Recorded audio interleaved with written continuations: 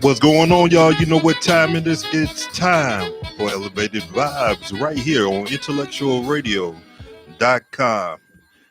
Everybody, we are back for 2024. Alongside me, you know, I got the gentlemen, the Kings, Mr. Okay. Way to start off that new year. Starting off a little slow. The silent brother. We gonna call him the silent brother. Boss man might be and Mr. Timothy Evans. How you all doing? We gonna call him the blues brother. The third blues brother. I didn't know which way you was going with this. No, actually I was going with him. I thought you always introduce brother Tim first and then me. So my apologies. Changing up for 2024, young man. I thought 2024 we trying to do more. So we doing more, so we switching the gears a little bit. Understood. Well, happy new year to my brothers in the studio, my turntable brothers. Without a doubt. 2024 the weather has been an issue. Oh yeah. Life has been an ice, issue. snow, you name it. Has been an issue, but we are grateful to be here. Continuing to bring elevation one consciousness at a time. I'm happy to be here today. Without a doubt. Now, everybody, as you always know, you could get in this conversation hitting us up on Facebook Live, or you can hit us up. The number is 708-223-8953. Once again, that is 708-223-8953. All right, everybody. Now, we've all heard this term in Dr. King's speech. This was supposed to be the show from last week. Well, no. What we talked about, what we're going to get into, but I'm just, I'm giving them a feel of it for a second. Okay. All right. Now, Dr. King said, all right, he said, do not judge my children by the color of their skin, but by the content of their character. All right. Now he did say it was a dream. He did say I have a dream. Where one day my kids will not be judged by the color of their skin, but by the content of their character. All right. But it was a dream. It was aspirational. That's true. That is true. It was aspirational and it was inspirational. That is absolutely true. But to get people up in arms and twisted and all that, because this is what Fox News did.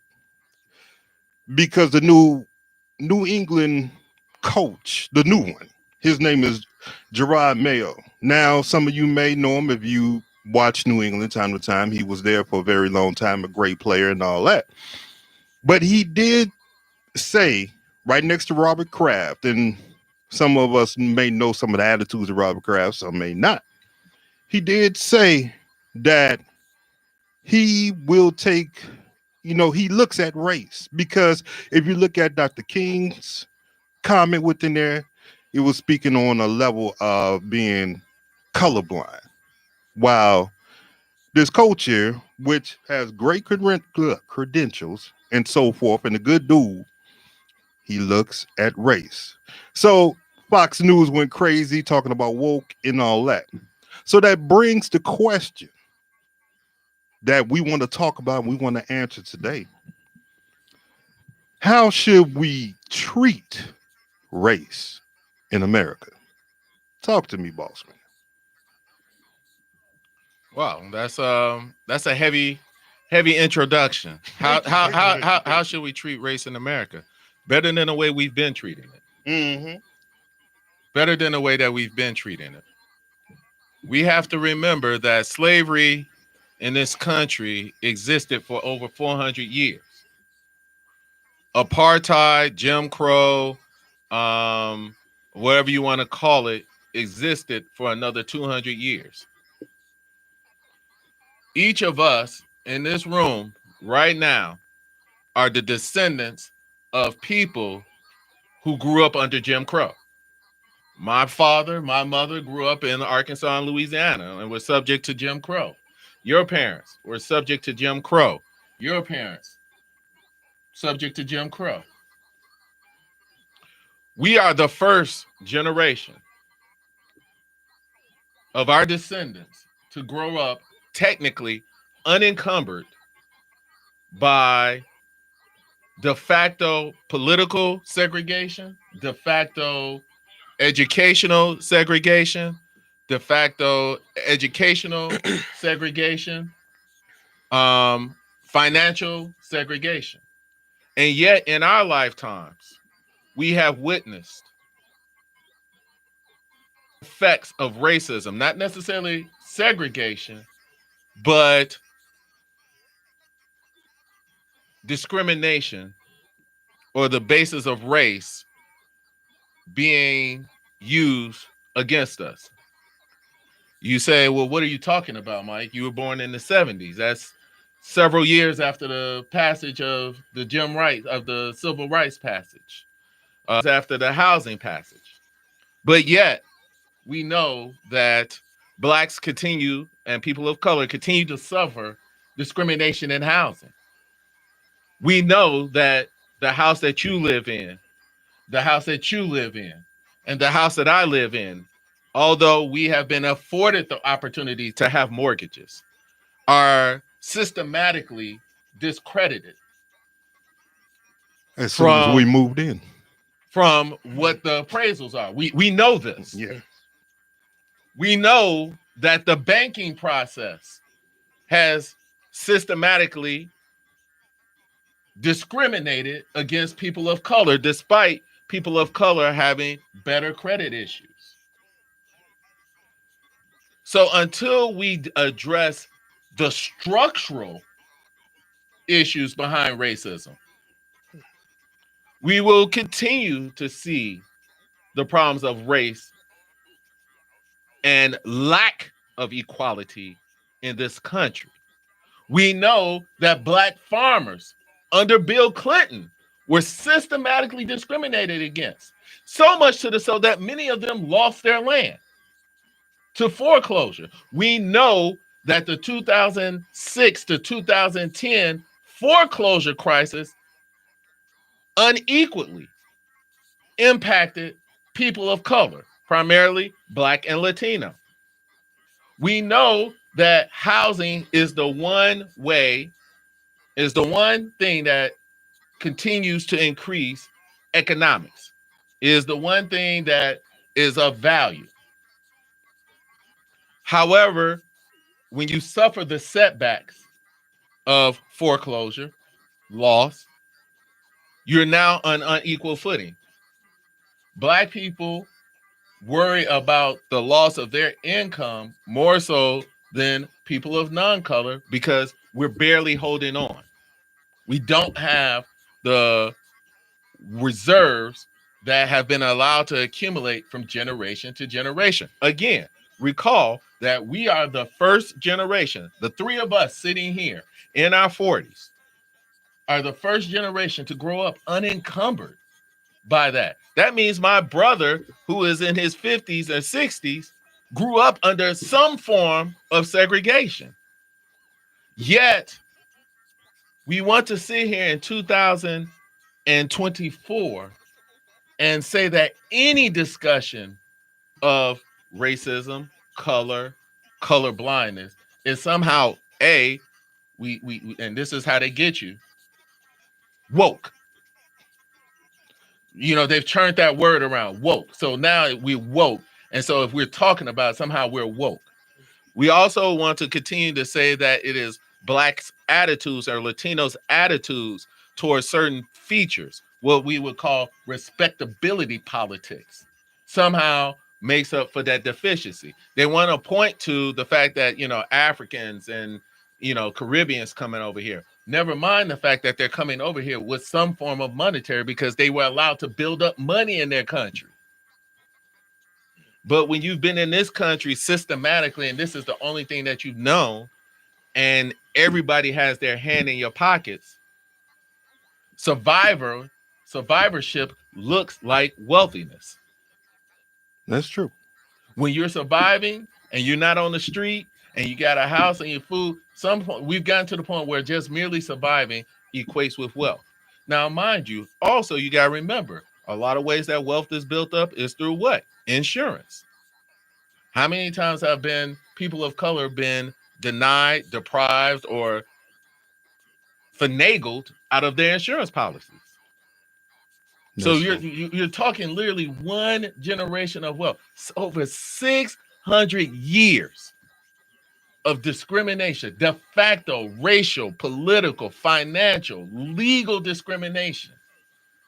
And yet in 2024, we want to say that, well, we've all arrived. That somehow the dream has been brought to fruition. That somehow we are all equal, despite the numbers saying we are not. So you ask me, how do we deal with race? Let's have an honest conversation about it, regardless of woke. It's not to say that we blame people. All right. Yes, we removed the Native Americans from our land. That was done in America's name, and we have to take accountability for that. We interned to Japanese, and we apologized. It wasn't just the white people who apologized to the Japanese for their internment. America apologized to them. American gave the Native American lands their lands back. That was America. But yet, for somehow, when it comes to the blemish, the hardship, the legacy of slavery, we are unwilling, unable to have a brutal conversation. And the first thing they tell people who are domestic abusers is you have to come to grips that you're an abuser. That's who you were. That's not who you are. So real quick, I want to hear what you got to say, Tim, because a couple of things there that I do want to bring out to light even more, because I like what you said. Come on, Tim, talk to us. Well, I want to put out there an analogy. Okay, think of it like a bathtub, and you switch the water one way, and it takes a while for the waves to even out into a balance. Now, when it comes to racial relations, we saw the backlash from Barack Obama when he became president, right? But they're going to say it wasn't backlash. They were going to say it's his policies. Yeah, they're going to say anything they want, but It's his policy. Me personally, and I'm sure other people have seen it as a backlash to Barack Obama's becoming president for those 8 years. Yeah, right? that's why we got this orange sickness. Right, that's why we got Donald Trump, right? Yeah. And now I think that we are getting more racially divided because the pendulum or the wave is going in that direction. Now I think that eventually it may settle down, but I believe that we have a long way to go before that happens, because we have a lot of institutions that are working against us. Mm-hmm. We have a lot of ideas about what we should be doing as a community that are different from each other. We are not in sync when it comes to the way we should be doing things, the way others have been. You know, I try to pay attention to some of the Jewish communities on the tragedy that they went through during World War II, and how that kind of brought them together and had them in sync in a mindset that says that, you know, we all need to stick together for our own safety. You know what I mean? Mm-hmm. And I don't think that African Americans are there yet. So until we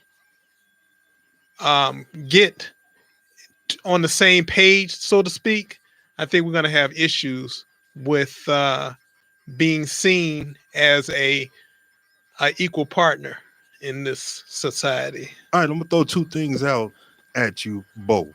All right. One, with the woke. How can we, because we all know the true meaning of woke, even though they turned it on its head and made it a political stain and so forth. We all know the true meaning. How do we bring it back to the truth that it is? Because personally, I'm happy that I am with the true meaning of woke. I am. You know what I mean? And then, because you just talked about the racial division in America, and we could even we could bring it out further.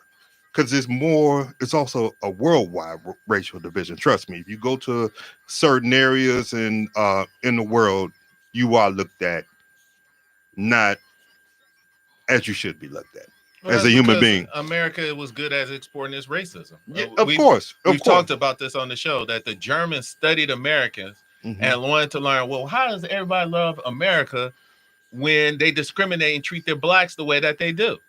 So Germany sent people over here. Like I said, I mean, we joked about it, but Hitler had Ford on his wall.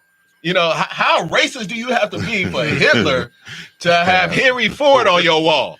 Yeah. You know? Agreed. So first of all, we must, when you talk about that word, we've allowed the right to seize that word and to use it. Remember, when we've talked about the history of demagoguery in this country, what's the first thing you do? You create characters and you change the meaning of words and you use it in a negative sense. So, you know, it started with the Black Lives Matters.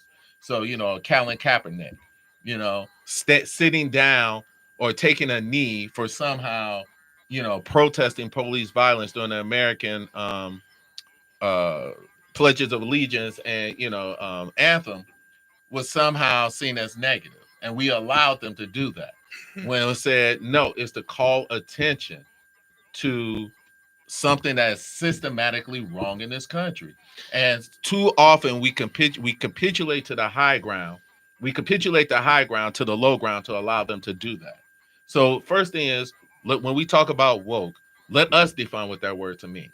For me, woke means is that I have a certain consciousness about the discrimination that your group, whether female, Asian, Black, Latino, gay, lesbian, trans, queer, bi, whatever, has had. I am trying to make a cognizant effort to recognize that you have been treated as other outside of the mainstream.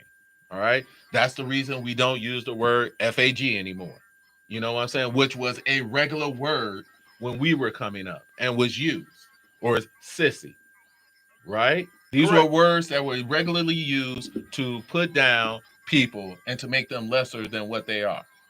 All right. So that's one. So let us redefine what that word means. It's not woke as in like, you know, like going for race for the sake of going for race. Right. Is a conscious effort to recognize and see you for who you are. Now, just because I see you doesn't mean I know your story. You see me as a Black person, but that's not my whole story, right? I'm also a son. You know, I'm also a father. All right. I'm also a Cancer. You know what I'm saying? So all of those factors come together and contribute to who I am. But how can you control the narrative, right? The same way Fox does. We keep using the word woke and saying, when we say woke, I'm talking about I see you. I recognize your differences. So do you believe that it will snatch it back from what they made it? We have no choice. I mean, but do you believe that will do it? Because, just because, you know, like the Black Fist was what happened when those guys put their Black Fist up at the 1960 Olympics, 1968 Olympics. Was it 68, 60? I don't remember. But it was the Olympics. And they put it up. And they lost their medals for this. Right. And did not get them back. But now you do this, and people recognize that as something positive. We don't do it a lot. But when I do this, we should get back to it. But it says, I see you. I see you in a world where you may feel invisible. I see you. I recognize you. I have, I meet with a mental health person. I don't mind sharing that, but he says I've never called him by his first name. I always call him doctor. I always call him doctor, even though, you know, he and I have had an ongoing relationship for almost 2-3 years. I still call him doctor. And he calls me by my first name. He's like, you know, you can still call me. I was like, no. We live in a world where people seek to demean you because of your profession by calling you your first name. By me calling you a doctor, that is this level of respect I have for you and your accomplishments. I refuse to participate in that. You know, I have Black professors who are no longer professors, who are in a career same as I am. And even though when I see them and I talk to them, I still call them professor. And they're like, why? I was like, because we are in a world where people want to take away your accolades. and take away your accomplishments. But even at the point where, let's just say, it's just you and him, and y'all can be playing, you still. Doc. I mean, I can understand if you would, and see, I don't know who the person is. If you're in front of me and call him Doc, I get that. Yeah, but doctor. Just let's just say whatever, y'all, whatever. I have one person who's a doctor an educational doctor who is my best friend since high school. Now, am I gonna call him Doc? Only if I'm making fun of him. But other than that, no. If I've met you in a professional capacity, I mean, I don't know, but I mean, I'm sure you guys haven't known, but yes, I've been in the courtroom, and it's hard to explain to people how some of the people of non-color or whatever will talk down to you. You know, I had a case one time where I told my partner, I don't think this is gonna sound. And he was like, why? Because he don't like me. And he was like, what you mean I don't like you? He don't like the melatonin, right? Yes. And my partner, who, you know, of course, is a person of non-color, said, nah. And then he had some conversations with him and, you know, went through some mediations with him. And he was like, God, I think you're right. Shocked I am. You know, it's like, so believe me when I tell you. You know, so first of all, let's take that word back. 2, let's have an honest educational history. Part of what we got going on and why Agent whatever his name, or whatever you want to call him, because it's the lack of education. Like, people, do y'all not study history? Like, have you not studied this history? Like, I ain't saying he Hitler. He in the neighborhood. He in the ish. He's the rish. Yeah. Adjacent to, congruent with, if I may borrow that word from geometry. See, Mr. DiMaggio, I do remember my geometry. It runs congruent with, parallel, might be intersecting. Right. Yeah. So can we agree that it's the lack of history that should have people concerned? You know what I'm saying? Every successful coup has one thing in common. There was an unsuccessful coup before it. True. You know what I'm saying? So can we have an honest history outside of keeping your eyes on the prize? You know, outside of, you know, Black History Month, which is coming up next month. Let's have an honest history about, hey, the slaves didn't benefit from slavery, unlike your boy said in Florida. Lord have mercy. So if our politicians are that naive, what hope is there for the rest of us? And they're supposed to be our best and no, I ain't even gonna say that. Well, you know what? The politicians, I take that back. The politicians are playing to those lobbyists and to that base of those lobbyists, and they're not being adult enough to say, "Nah, I'm not gonna do that." But we've known this since, and we've known it forever, and we still support these politicians when we should be supporting politicians that we know are about something. But we've known this since Johnson switched over and passed the 1960 Civil Rights Act, that caused Southern Democrats to leave the party and become Republican. They've always played the race card. Just a mere study of history. See what happened when Johnson passed the Civil Rights Act. See why he was so behind the Civil Rights Act. All right? And you know what happened. They left the Democratic Party to become Republicans. That was their strategy. It has continued to be their strategy. They have not deviated from the strategy. Matter of fact, they've only magnified and grown their strategy. But if you study history, you would know this. Yeah, I mean, I agree with you, and I know exactly what you're talking about. But the thing is, we have to, because if you look at it right now, we're setting up for our children and our children's children to be in so much of a divided world. Is absolutely ridiculous. And go ahead. We have to flip that script, because we all know it was even in some let me say this is the best term, in some books of guidance that we should, you know, do what we do. Even though we are different, we should learn from one another and be closer to one another. But we take, as human beings, we are different, and that could be different race, different culture, different locale. And all we want to do is fight. And we got to flip that script. Yeah, that's tough to do because people have so many different ways of thinking. Like three of us, we are about positivity in the black community, but we have probably three different ways of getting to that result, right? So if I was to say like you want you want harmony, you want strength in the black community, what are you willing to do to get that strength in the black community? I'm sure all three of us would have a different answer, right? Because some one of us may be able to go further in their thinking.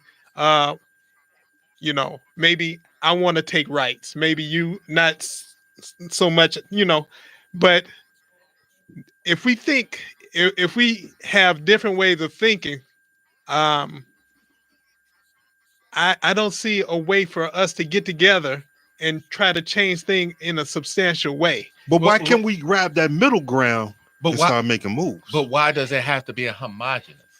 It doesn't have to be. Martin and Malcolm worked because Malcolm was the anvil and Martin was the hammer. Sometimes you have to have those polar opposites, right?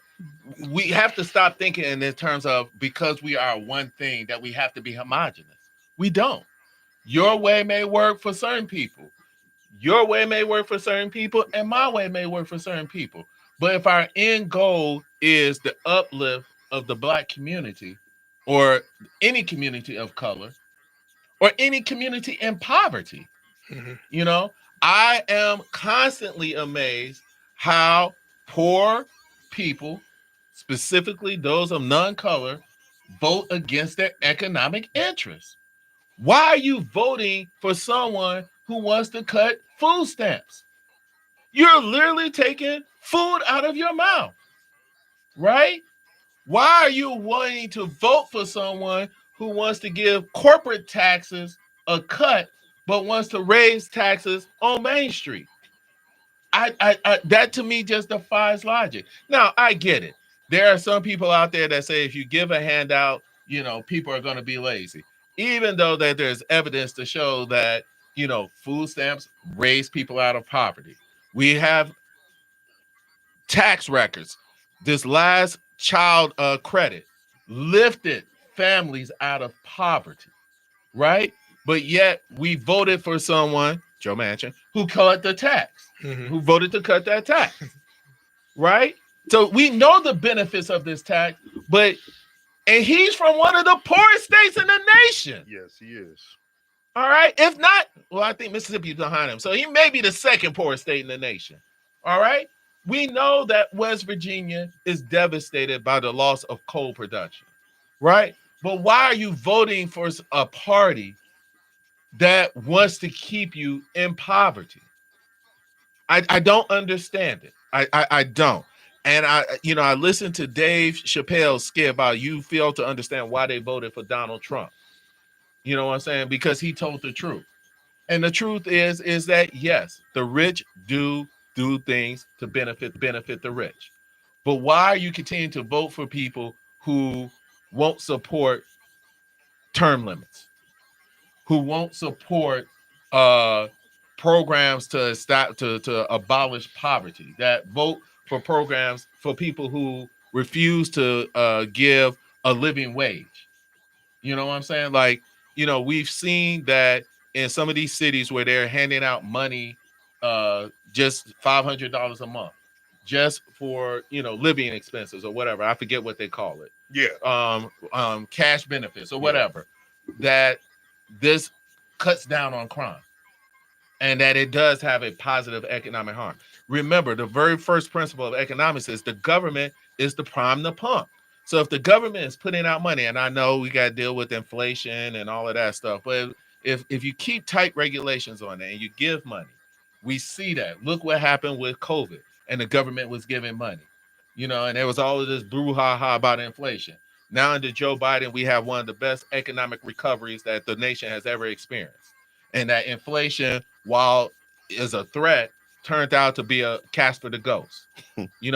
America is doing well in terms of its recovery compared to other Western. If not one of the best, is the best in terms of its recovery. But yet we continue to vote for people who want to get rid of Obamacare. We are the only industrialized nation that has that. And I'll tell you why. Is because we hate to see people get a benefit, especially those of color, that somehow that they don't think that they've earned, that they worked for. And that goes back. That's why the Scandinavian countries and Norwegian countries, they have taxes high as hell, but they also are some of the happiest people on earth.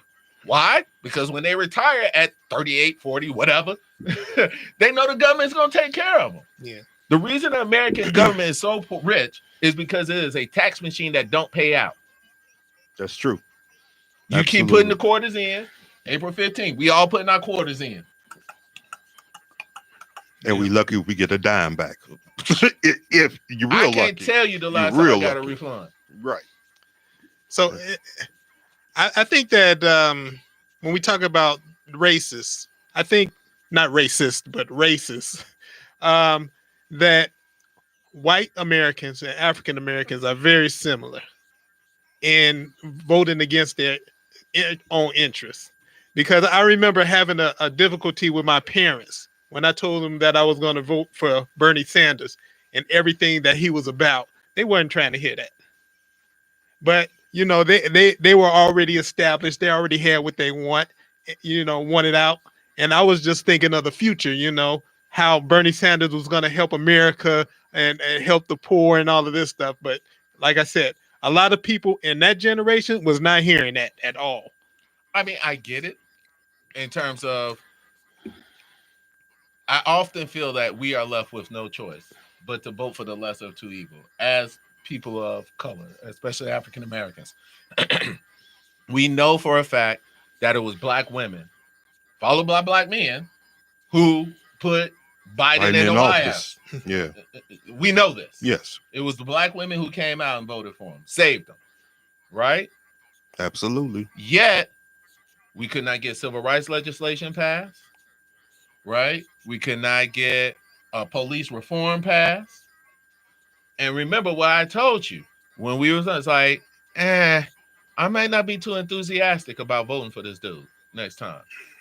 You don't give, it's like it feels like there is a taking for granted. And so I get why you vote for Bernie Sanders. At the same time, I'm understanding the lack of enthusiasm around Biden. Now, granted, I don't understand why the rest of the people of non-color aren't excited about him. I think it's because there's a certain news genre that does a better job of demeaning. Like I said, if you're explaining, you're losing. If you can't put it in a nice little moniker, 30-second tweet, 250 character Instagram, whatever, you're losing. And they are great with coming up with that kind of stuff.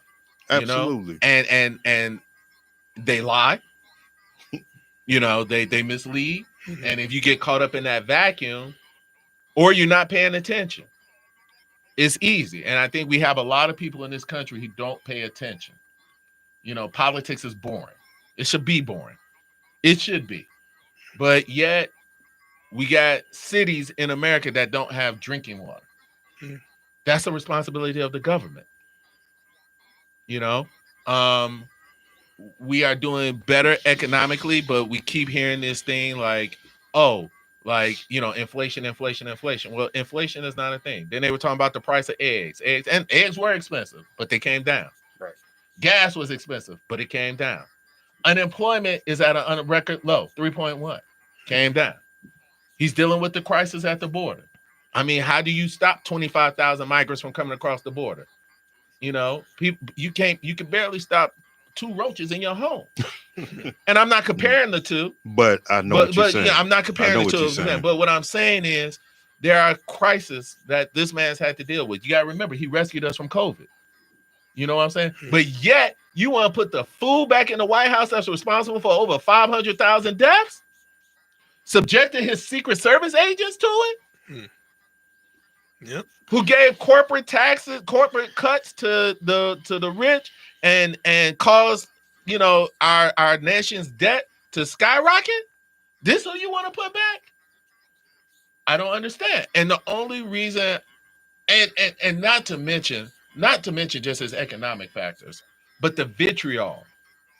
When he says that, they're poisoning the nation. What is that language incendiary of? So when I say, if you vote for him, you're voting for a racist, and it makes me think you're racist, I don't see how, and you get offended. I don't understand how you don't understand what I'm saying. You can't separate, at least with politicians, the vernacular from the actions. The two are one in this case. And he's told you what he's going to do. He's going to be a dictator from day one. Yes. Well, dictator from day one means you put somebody in charge. You put people in charge who won't stand against what you want. Right. Of course, the little yes men and yes women. Right. Exactly. And so the only reason I can think that you will want to vote for this person is because he wants to return you to days of yore. But who are those days of yore for? And who are those of your benefit? And that's what people don't understand. And the fact that people won't look nowhere else for whatever reason. I understand, and I'm with you. A lot of times, you're voting for the lesser two evils, but it's starting to show, even for those, and I can understand some of those who are not down with Biden policies. Well, then let's start building towards somewhere else. And it seems like people just don't want to put in that work. And that is one of the craziest things in the world. If you know that something is wrong and there's a group of y'all, put in the work. How hard is that? I mean, at least you go work together, I mean, it's hard. It's hard. It's hard to stand against the hammer when everybody's telling you to sit down, not to be. In this country, we don't like to stand out. We still have that teenage mentality. We want to go with the herd. that how far has that gotten us? I understand. I mean, we really have to, sit back and look and say, how far did this way get you? Well, look, there's only been a reason that there's only been one Jesus. There's only been a reason that there's only been one Medgar Evers. Yes. There's a reason that there's only been one Martin Luther King. There's a reason that there's only been one Fred Hampton. Is because when those who stand out and stand against the powers that be, when you do that, you must love your country enough that you're willing to die for it. True. And we know in this country, especially those, if you look at the history of violence in this country, when those of moral consciousness, of moral integrity, demand and push our country to a way in which is not used to operating and demand justice, they must be prepared to be sacrificed.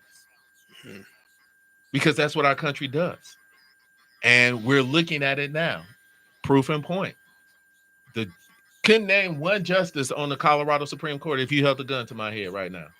Yet they need protection because of their decision. The law clerk in Donald Trump's fraud case needs protection. The law clerk, because he accused her of being an agent of the left. She did nothing but her job. Yes. But they are so radicalized, and their way is not, we're going to protest like we say on the left. We'll protest and we'll shut it down. Their way of controlling you is to kill you. Right? They assassinated Martin. They shot down Medgar. Right? They assassinated Fred Hampton. 19 bullets. Said he shot back. Couldn't find one bullet going the other way. All of them going the same way. Yeah. Absolutely. So, and that's a hard love for some people to foster. That's a hard love outside of yourself, outside of your family, outside. Now, you come from my family, you getting everything that you got coming. You got everything that you got coming. You come from my kids. It's a done deal. Look, I'm coming and hell coming with me. I truly understand. But to manifest that agape love, that holy love, to stand up for what these men did, to love their country so enough that they were willing to take on the powers to be ostracized, to be demonized. Because you got to remember, the three men that I just named, four, if you count Jesus, were treated as other, different, made fun of, radicals, the means, Malcolm, abused. They didn't become heroes until later. They didn't become Martin wasn't a hero in the 60s and 70s. Matter of fact, when he started his war on poverty, he was hated because he went against Lyndon Johnson, right? Medgar Evers was trying to organize the vote, and he was assassinated. Fred Hampton was one of the few people of color who could go and speak to rural white folks and help them understand that they were voting against their economic interests and was bringing people together. He had to go. And Because for some reason, we still love J. Edgar Hoover. But go ahead. But the point is that if they keep us separated and fighting each other, then that's their goal. When you're telling me that, Doctors of America are in West Virginia or Virginia having medical clinics out in open horse fields, but you still gonna go vote for a Republican who's trying to take away Obamacare, something is wrong. I remember that they used to compare what's happening now to that book, The Brave New World, where the government is doing this and that, and people are just happy in their little station in life.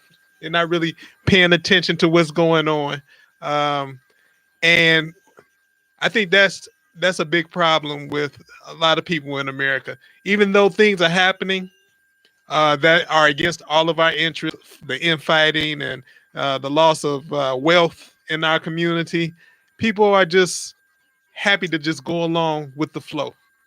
They're not mad enough to do anything. It's easy.